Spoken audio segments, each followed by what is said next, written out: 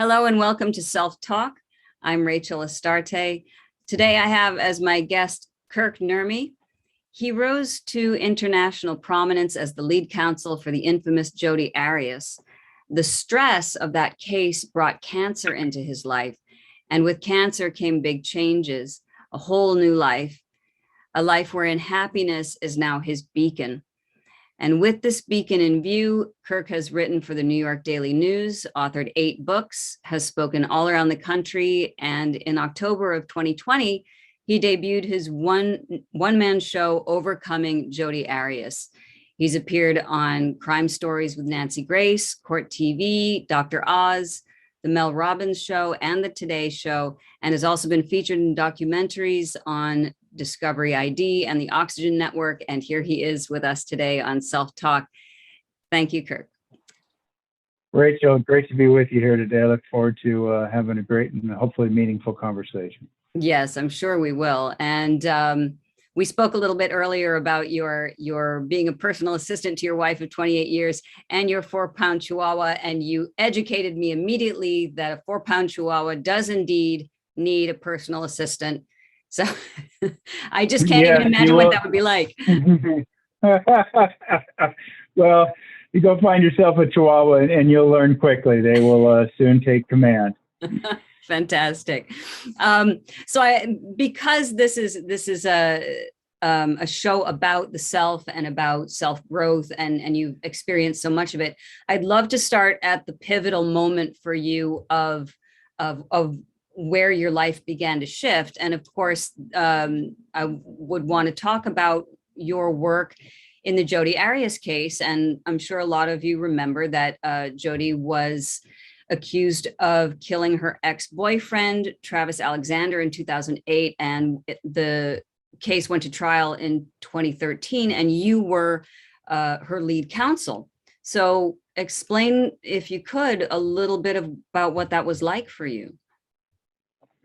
Sure. In backing up a little bit, in 2009, I was assigned her case as a public defender working in the capital unit, the death penalty unit. I opposed the death penalty and decided to take on that kind of work.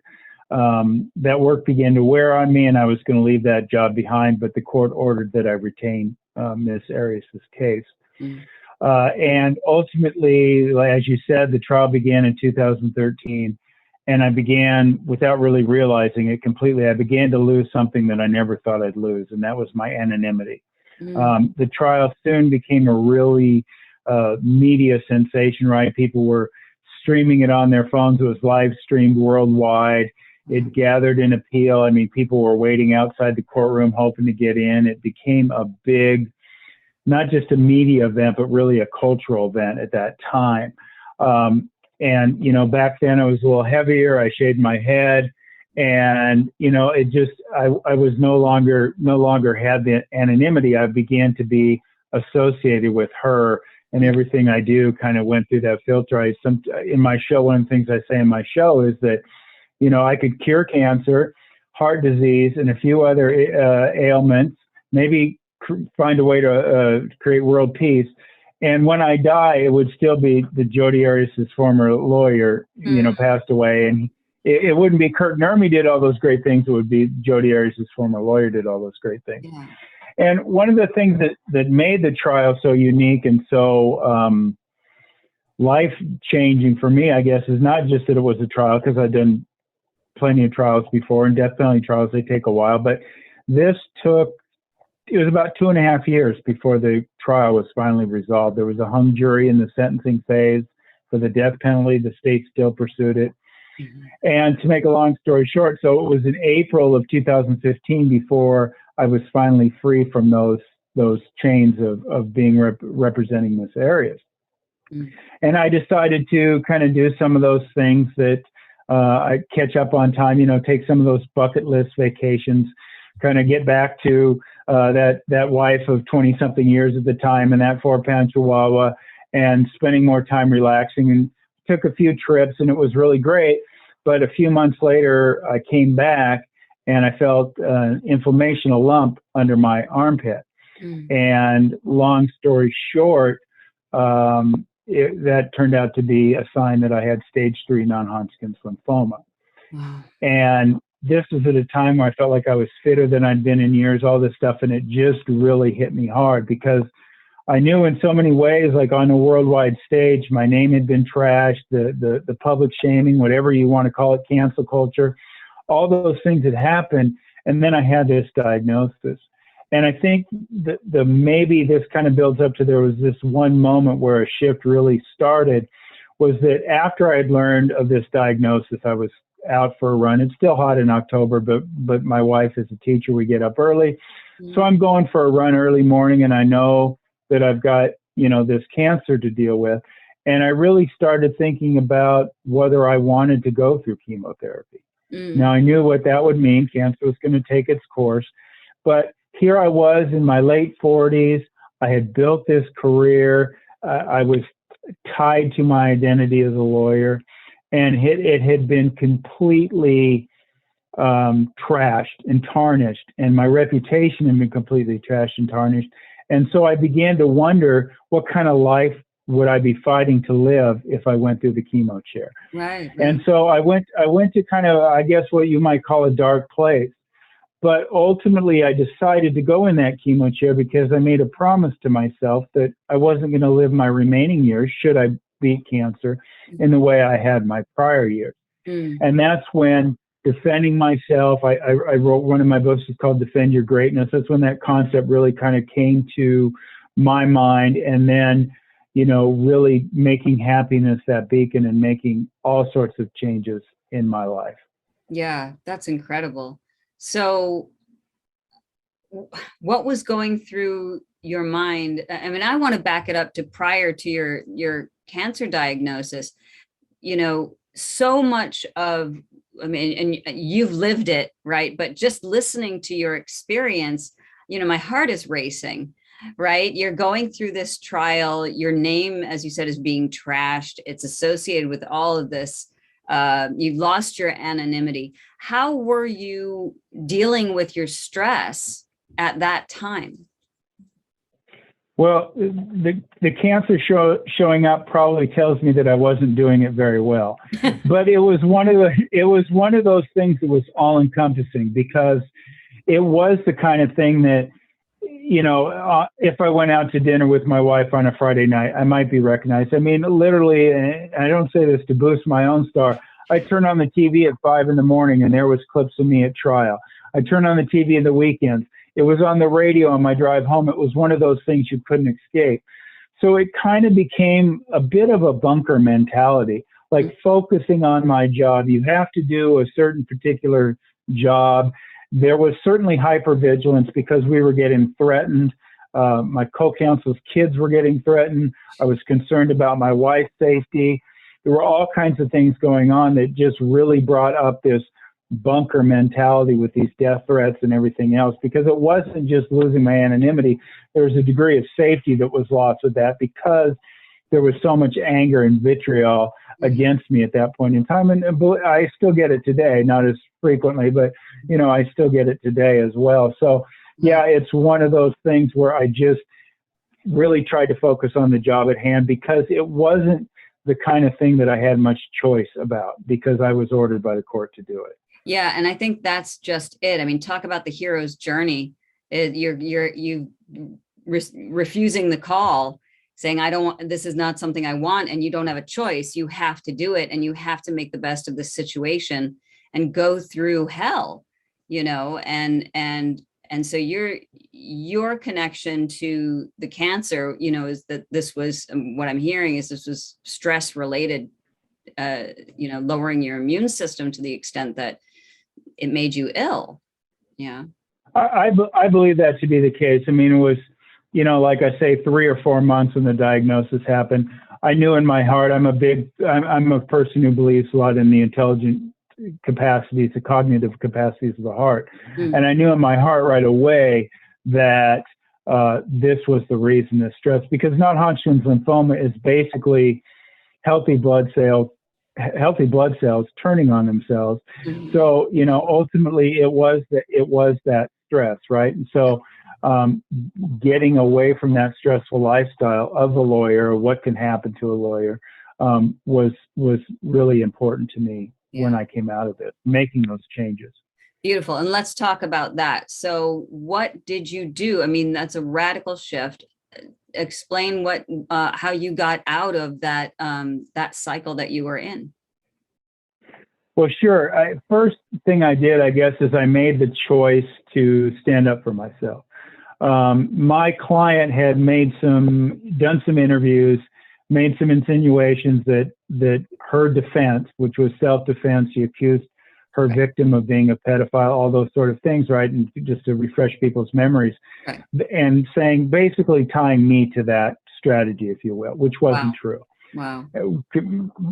Very far from the truth. But this was, this was while I was still representing her. I mean, this was while the verdict was being contemplated. It was really a rough time. But I decided with this cancer diagnosis that if I was going to leave this earth, I wasn't going to do so without imposing truth upon her lies. Mm-hmm. So I wrote a book about the case, and the state bar had some issues with that. I think I made an ethical response to what she said, because a client can disclose privileged information if they go talk about. I mean, she held a press conference.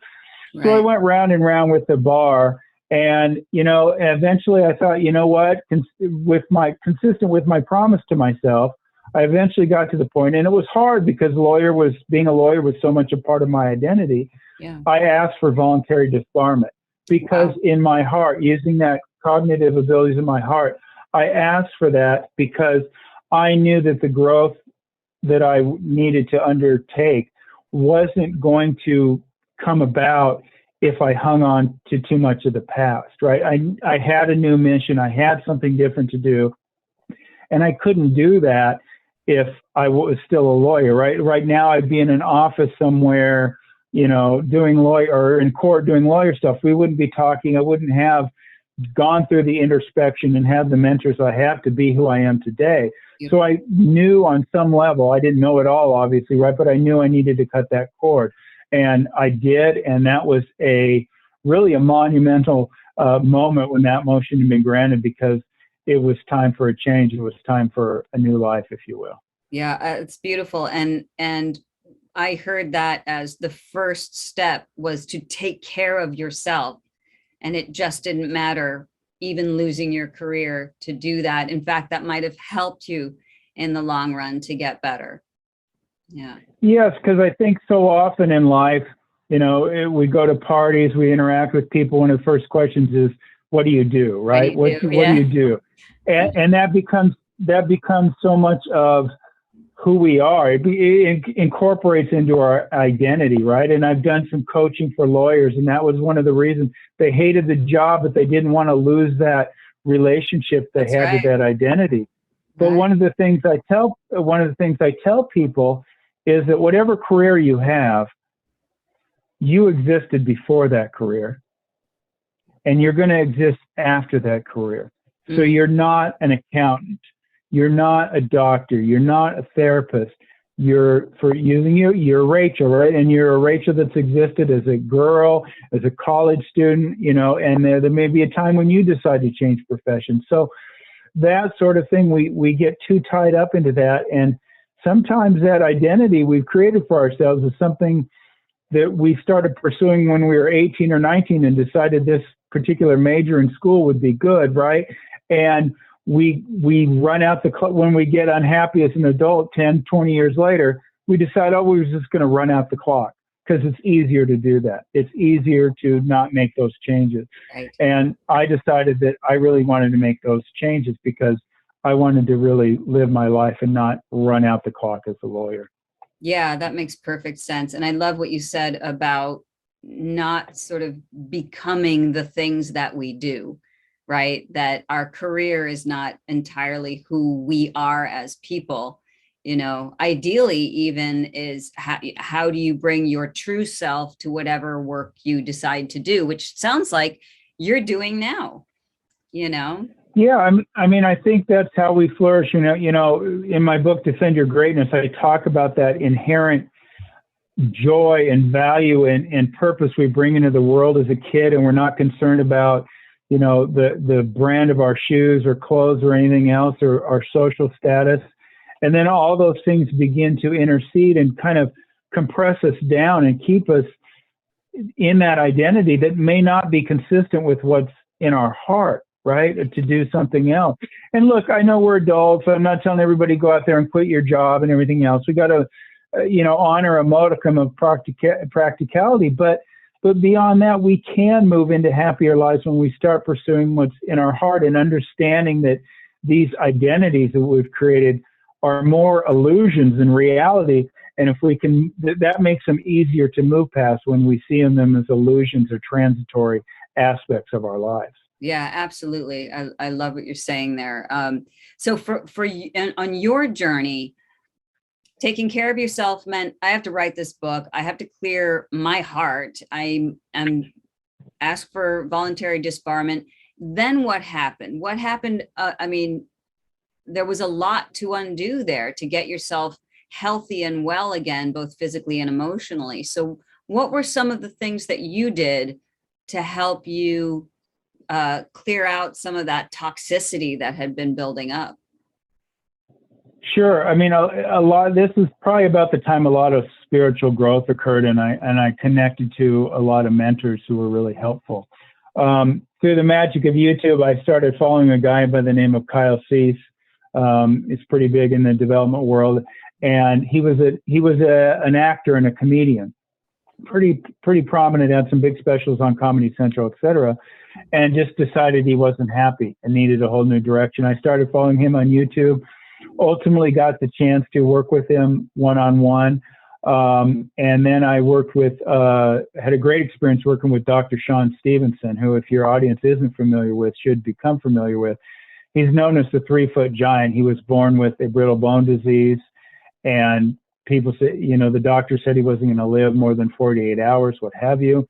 He lived to about 40 years of age, got a PhD in clinical hypnosis, was a TED speaker, an intern in the Clinton White House, and a real transformational force that I believe this world is lacking now. But yeah, he was one of those guys, and we worked on my speaking career, but also that kind of development and my connection. And it really, for so many of us, I think, when we talk about this growth process, it's really almost, to me, an uncluttering process. It's like throwing things away, right?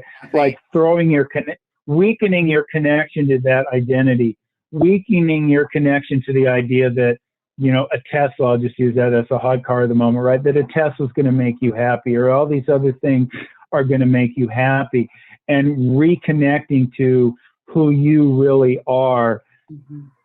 In that, because really, if you think about it, there is a continuum there throughout those identities, like we talked about, like you as a young girl and you as a high school girl, now you as a therapist, and whatever comes next.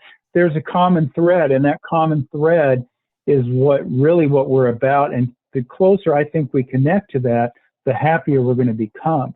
And really, the problem as I see it is that we're taught that all these titles and status and cars are going to bring happiness, but they really don't, right? The happiness is going to be a byproduct.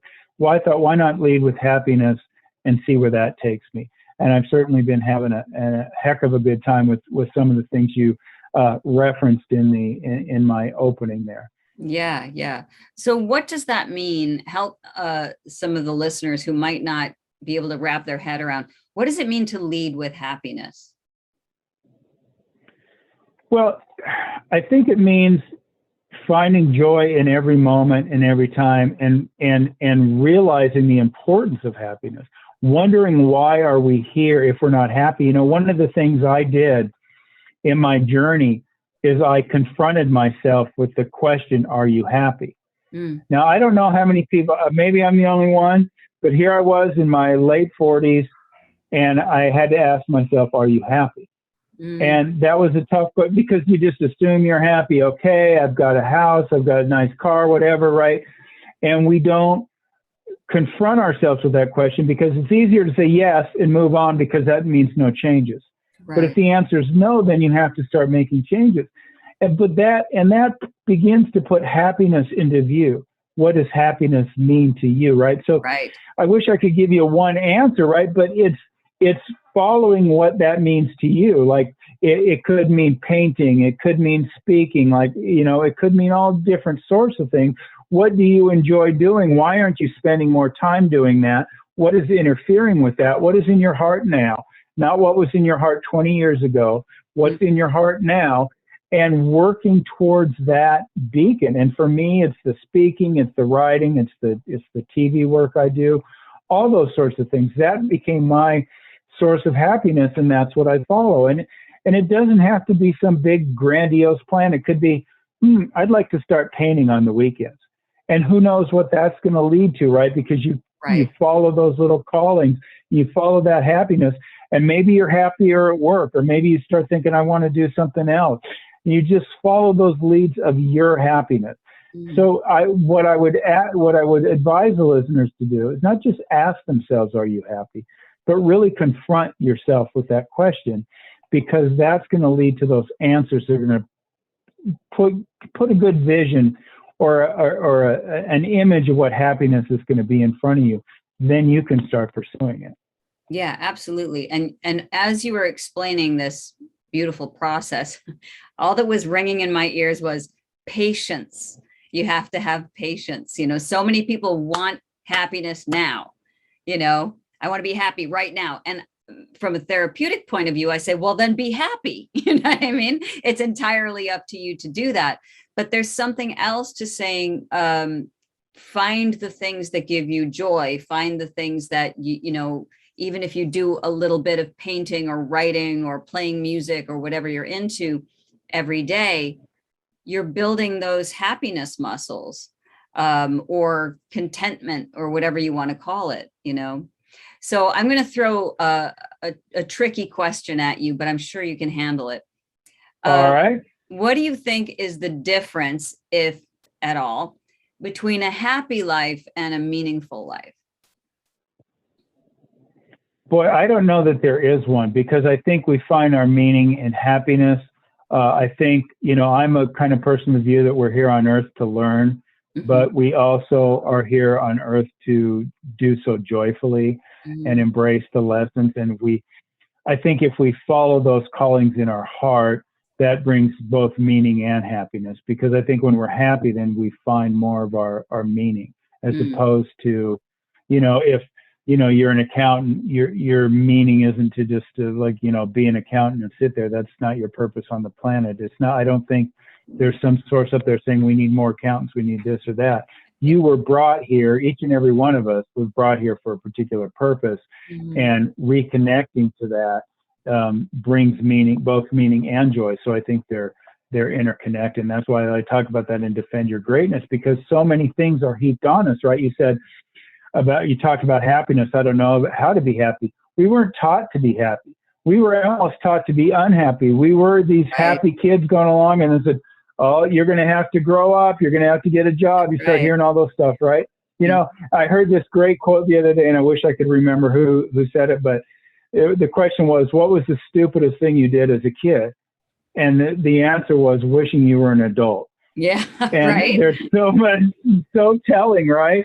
Such a telling question and answer, because we didn't realize as kids that adulthood would mean misery, because we didn't really know misery as a child. Right. Most of us. Some did, but yeah. I should qualify that. Yeah, a lot of us didn't know the misery, or at least the adult misery, and so we're not trained to be happy, and we find little pockets of it. And that's why I say we need to declutter. We need to throw a lot of garbage out to find our happiness and to find that joy.